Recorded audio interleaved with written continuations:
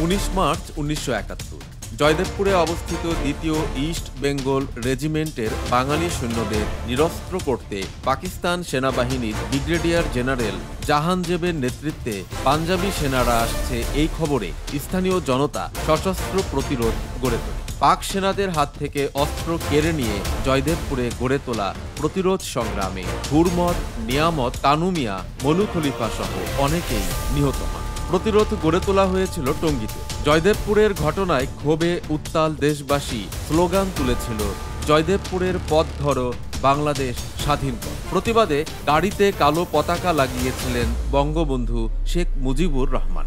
2025 এর 7 ফেব্রুয়ারি 19 মার্চ প্রতিরোধ আন্দোলনে নেতৃত্ব দেওয়া আ.ক.ম মোজাম্মেল হকের গাজীপুরের দক্ষিণ খানের পৈতৃক বাড়িতে গতরাতে কিছু শকুন পড়েছিল।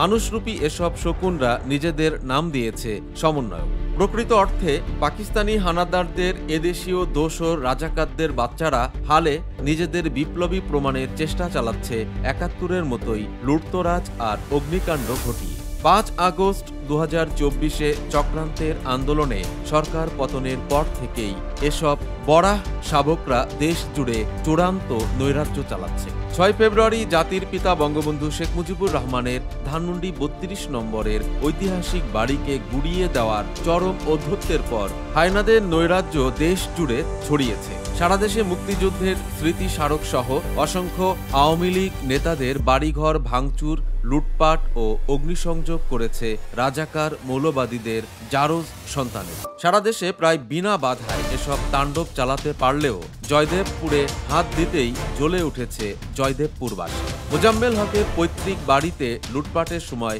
স্থানীয় জনতা জনা 15 ছাত্র নামধারী শিবির সন্ত্রাসীকে চরম ধোলাই দিয়েছে। যেমন ধোলাই খেয়েছিল 19 মার্চ 1971-এ পাক হানাদাররা। তবে জয়দেবপুরের এই প্রতিরোধ রাজাকারদের জারজ কুপুত্রদের সংগঠন বৈষম্য বিরোধী ছাত্র আন্দোলনের ইজ্জত একেবারে পাঞ্চার করে দিচ্ছে। তাই তাদের জঙ্গি নেতারা বেশ ক্ষেপেছে।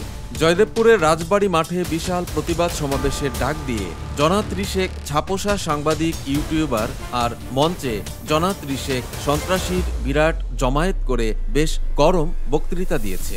জনগণের জানমাল রক্ষা করতে না পারা অবৈধ ইউনূস সরকারের পেয়াদা পুলিশ বাহিনীর গাজীপুরের কমিশনার কাম শিবির নেতা নাজমুল করিম খান রীতিমতো দলীয় ক্যাডারের স্টাইলে আওয়ামী লীগকে প্রতিহতের হুঙ্কার দিয়েছে।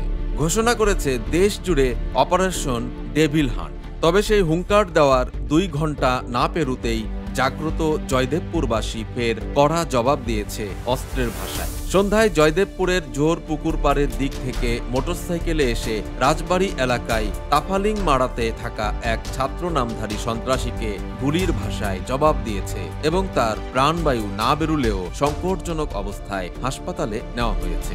আমাদের বিশ্বাস, জাগ্রত জয়দেবপুরবাসী তাদের হৃত গৌরবকে ভুলে না গিয়ে যেভাবে গর্জে উঠে রাজাকার শাবকদের প্রতিহত করেছে, তাতে সারা দেশে গড়ে উঠুক প্রতিরোধ, স্লোগান উঠুক, জয়দেবপুরের পথ ধরো, সোনার বাংলা হায়েনা মুক্ত করো।